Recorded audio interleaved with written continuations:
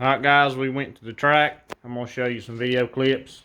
Then we'll talk about what happened and everything. But wanted to touch on my last couple videos on the vacuum line and the bypass valve. I did wind up putting a jet back in that line. I put a bigger one, a 51 nitrous jet.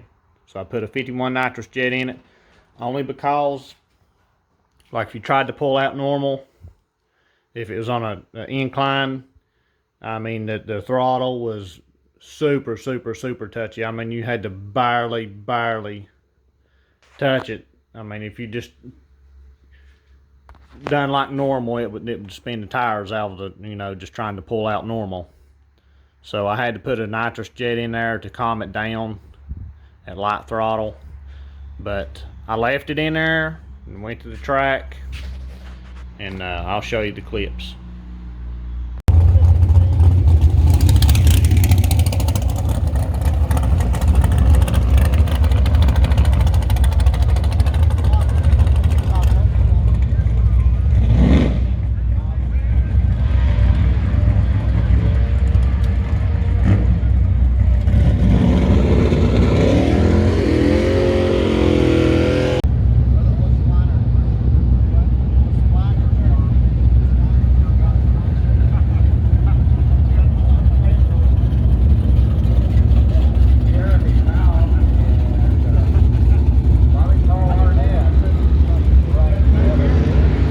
Guys, made 2 passes so far. It's just now cooling down. Cars ran 11.0 both times, but the 160 foot, the 60 foot has improved. We're down in the mid to low 150s right now. I'll put the slips in here, but we'll let it cool down some more and see if we can't grab another 10 out of it. I mean, it's right there. I actually let a little bit too much air out of my tires, and I didn't bring a pump with me, so that's my mile an hour slowing down just a hair, but we'll see what it does.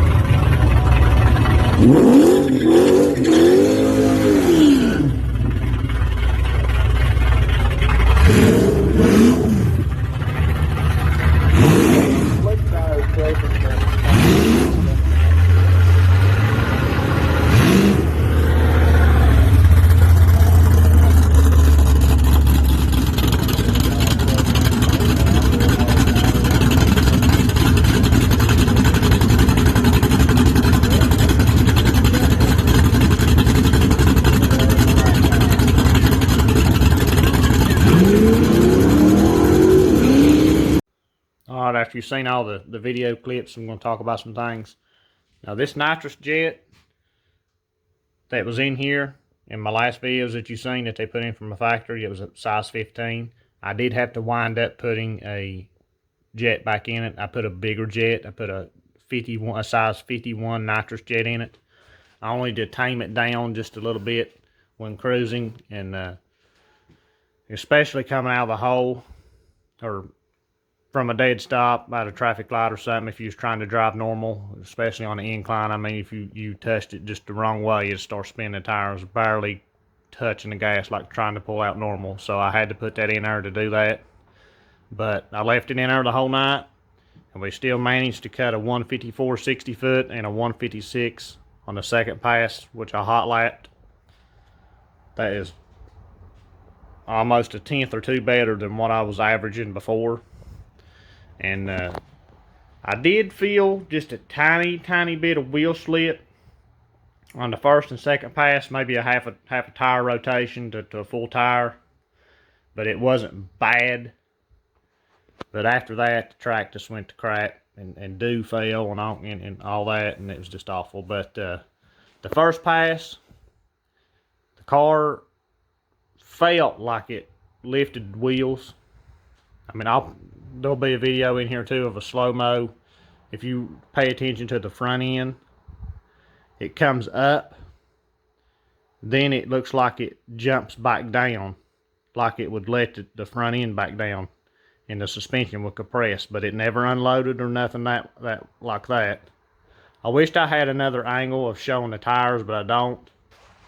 But to me, it felt like it set back down the tire, but I just don't have another angle to be 100%. But first pass, we went 11.00. I had the air filter on those two passes. Second pass, done another 11.00. There'll be a picture of what the temperature and the DA and all that stuff was in the video too at those times. But then I went back and I pulled the air filter off. We sat in the staging lanes for a while because they was trying to get the jet car that they had down there to go, and it wouldn't run or something. And we had to sit there a while. Then it was cooling down and everything. And pulled up there to make my third pass, and the car just disintegrated the tires.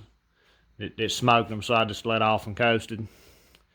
I'm thinking that would probably be in the 10-second pass because the car got to cool down good and stuff, and it felt like it was making good power with the air and stuff at that time, but the track just wouldn't hold it. Then I made a third pass. It spun. It didn't make a real good pass. It still went 11.2, but it was spinning off the line. But after that, I just packed up and left because it was almost 11 o'clock by then, and they was packed.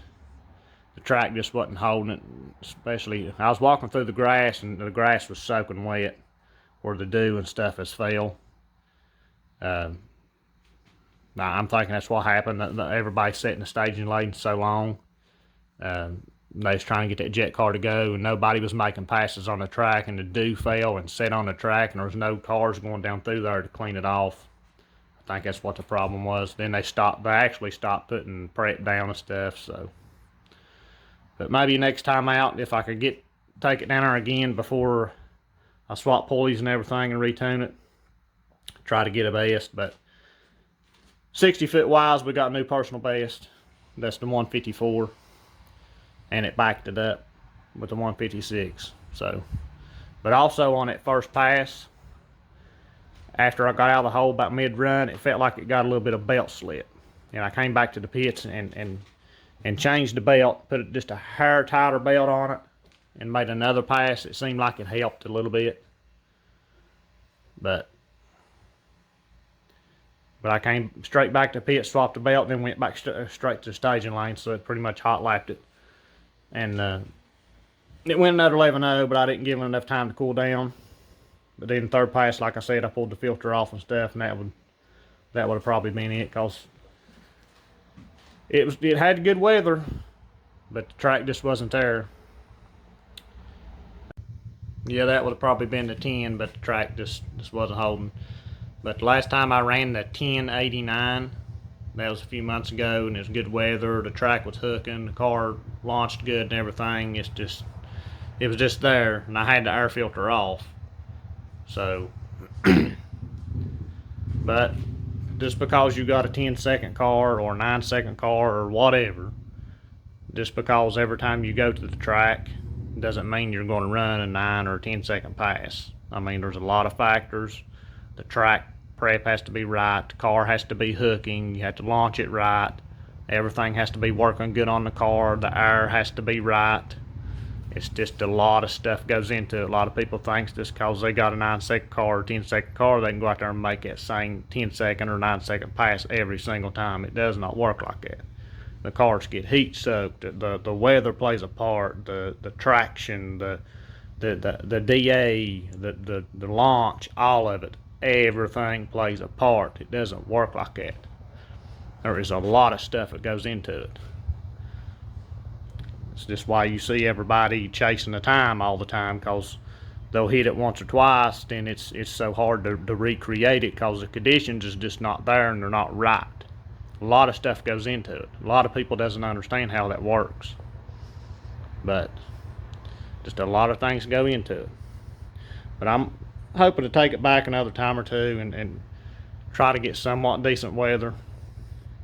But like I said, man, in my last video, it's just been so hot lately. But last night was good weather, but the track was just pure shit. After it cooled down, it just wasn't holding. It's just, everybody was spinning. It was awful. But after I change the pulley stuff, I'm probably going to jump up to a better tire, because I think it's going to need it at that point. I mean, these still ain't bad from if you're doing a lot of rolls and stuff, but from a dead stop, unless the track's real good, it's a hit and miss. But between that and fighting a little bit of belt slip, I mean, I think the car would go, if everything and all the conditions is right, the way it's set, same power it's at and everything, I think the car would get a 10.7 or a 10.8 flat at least. I mean, it's being 1089, but everything's just got to be right outside the weather and stuff. But I really haven't ran the car but once or twice with the filter off, because it shredded the belt on me once down there, and luckily I had the filter on. Then I noticed after I popped the hood, all the belt particles, the rubber and all that crap was dust and everywhere. It was everywhere, and it was lodged in between these filters, in between the screens on the filter and stuff. So I've been leaving the filter off, and I think it definitely, you can tell a difference when I do pull it off. But I pulled it off for that one run, or 2 runs actually, but it spun on both of them and the track just wasn't holding. But I did find a filter they make. It's called a race filter. Airade makes it. It's just a mesh screen made just like this, but it's just a mesh screen. I'm going to buy it, and when I go to the track, I'm going to put it on. That way it gets airflow, but it's still protected from the large chunks. Like if the belt was shredded, it wouldn't suck it into the engine.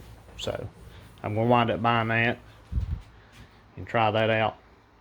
That way I can pull the filter off more often and not worry about it that much. But yeah, that's all for this video. Like, share, and subscribe.